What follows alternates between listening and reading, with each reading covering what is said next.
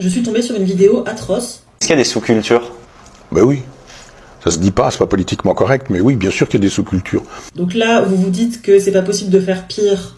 Je suis moi-même collectionneur d'art africain, mais il ne me viendrait pas l'idée d'imaginer que une statuette d'art africain, par exemple, ça tient le coup en face du plafond de la chapelle Sixtine par Michel-Ange. Alors ce monsieur, c'est Michel Onfray, qui se décrit comme philosophe, et donc je pense que je vous étonne pas si je vous dis qu'il est d'extrême droite. Dans les commentaires de la vidéo, vous imaginez bien que tout le monde se donne à cœur joie, et on peut retrouver des commentaires du type l'art africain est inférieur à l'art occidental.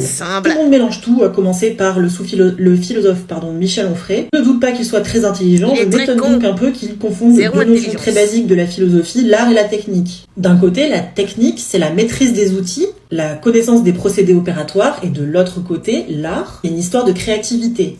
Et surtout, l'art est subjectif. La chapelle Sixtine a sans doute pris plus de temps à être réalisée qu'une statuette africaine, comme il dit. À ce moment-là, puisqu'on en est au point de tout mélanger, on peut comparer ce masque-costume du XXe siècle qui vient du Nigeria, et puis la statue de Paul McCarthy qu'il a exposée place Vendôme et qui est censée donc être un sapin.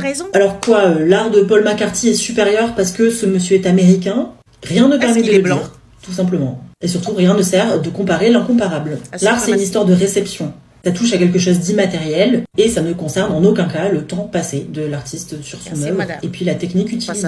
Quand je parle d'art, je parle aussi de littérature d'ailleurs. Il y a des personnes qui ont été touchées profondément à la lecture d'un manga et puis qui sont absolument de marbre devant Flaubert et vice-versa. En fait, Michel Onfray, il a une vision ultra sectaire et surtout, il considère que l'art qu'il préfère est supérieur à ce que peuvent préférer les autres.